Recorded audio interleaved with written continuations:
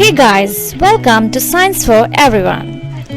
This video is all about PCOS, which is one of the most common concern amongst women in today's date. PCOS is a polycystic ovary syndrome. Is a group of symptoms rather than a specific disease, and the causes are not completely understood. Interestingly, the ovaries may develop cysts, but that is not necessary for the diagnosis of PCOS. Many patients who have PCOS are overweight or obese. It is one of the most common hormonal problems in young women, affecting approximately 1 in every 10 women. In a normal menstrual cycle, the GnRH neurons within the hypothalamus, located at the base of the brain near the pituitary gland, makes a hormone GnRH. GnRH is released into spatial circulation going to pituitary gland. The pituitary gland then releases two hormones, luteinizing hormone LH and follicle stimulating hormone FSH, which travel in a blood stream to the ovary to stimulate gametogenesis, that is, development and release of mature egg. This is known as ovulation. After the egg is released, it moves into the fallopian tube, where it stays for about 24 hours. If the egg is not fertilized during that time, the egg breaks down, and the woman will have normal menstrual period. One of the primarily abnormalities in PCOS is the abnormal release of GnRH. So instead of being released in regular cyclic manner, it is released rapidly throughout the day. This disrupts the release of FSH and LH in a way that LH increases but FSH decreases into the throughout circulation. In response to this, the ovaries makes more male hormone, that is testosterone and androgen, and ovulation is inhibited and causes infertility. It is a combination of genetic and lifestyle factors. There is increased androgen and insulin resistance in the body of the woman who suffers from PCOS. Several genetic studies in PCOS implicate genes that affect hormone levels and insulin resistance.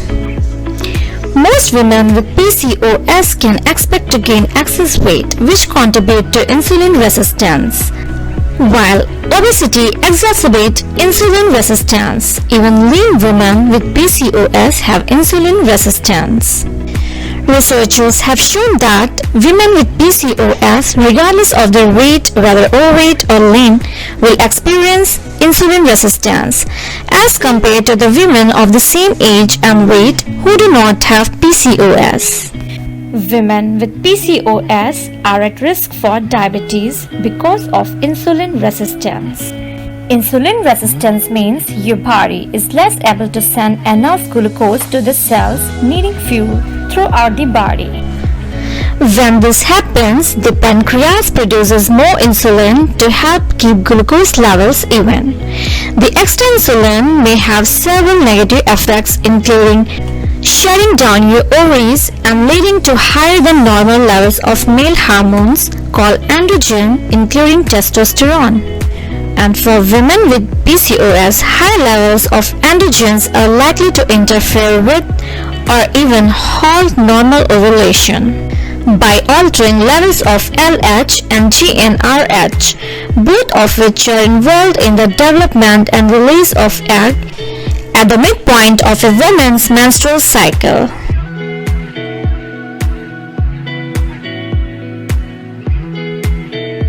When you are not ovulating regularly, it will cause irregular periods or even the absence of menstrual cycles, infertility and development of ovarian cysts for many but not all women with PCOS. In addition, if you have PCOS, having excessive androgens can also lead to severe acne and the excess growth of hair on your face, neck, chest, arms and legs. Meanwhile, Insulin resistance can produce skin changes like skin tags and darkened areas and contributes to undesirable and stubborn weight gain, which makes other PCOS symptoms worse. Some other symptoms of PCOS are headache, female pattern baldness, mood change, stress, and heavy bleeding in some cases. Hormone imbalances can also affect a woman's health in many other ways. Like, women with PCOS are at increased risk of endometrial cancer. If you don't ovulate every month, the lining can build up instead of shedding, and this leads to endometrial cancer. PCOS can also increase chances of heart disease and stroke in later life. Overweight women may also develop sleep apnea, a condition that causes interrupted breathing during sleep. In some cases, PCOS can affect confidence and self-esteem, which causes depression. There is no test to definitively diagnose PCOS. Your doctor is likely to start with a discussion of your medical history, including your menstrual periods and weight changes. A physical exam will include checking for signs of excess hair growth, insulin resistance, and acne. Your doctor might then recommend a pelvic exam, blood tests, and an ultrasound. In the pelvic examination, the doctor visually and manually inspects your reproductive organs for masses, growths, or other abnormalities. The conventional treatment of PCOS is having insulin-lowering drugs and oral contraceptive pills, all of which come with a lot of side effects. The only way to deal with PCOS is finding out which part of your lifestyle is wrong and correcting that to see great change in yourself. Treatment for PCOS usually starts with lifestyle changes like weight loss and a diet coupled with regular moderation exercise. What you eat plays an important role in the management of PCOS. Here I will tell you some best PCOS fighting fruits and veggies you should include in your diet. Broccoli. It provides plenty of calcium, which is an important anti-PCOS mineral. Spinach. It contains a large variety of nutrients which help reduce inflammation in the body. Blueberries, highest antioxidant-rich fruit, help increase insulin sensitivity. Cinnamon. It helps increase insulin sensitivity and thus treat obesity as well as PCOS. Garlic. It helps relax blood vessels and increases blood flow. Apple is low in calories and full of fiber, which helps combat against other free hormones. Nuts. It helps balance hormones and improve cholesterol and insulin. Pumpkin seeds. It contains essential fatty acids which help regulate hormone, lower insulin levels, and help regulate period. Kale. It is important for follicle development in the ovaries as well as egg maturation. Avocados. It contains plant stenols which work to help reduce cholesterol.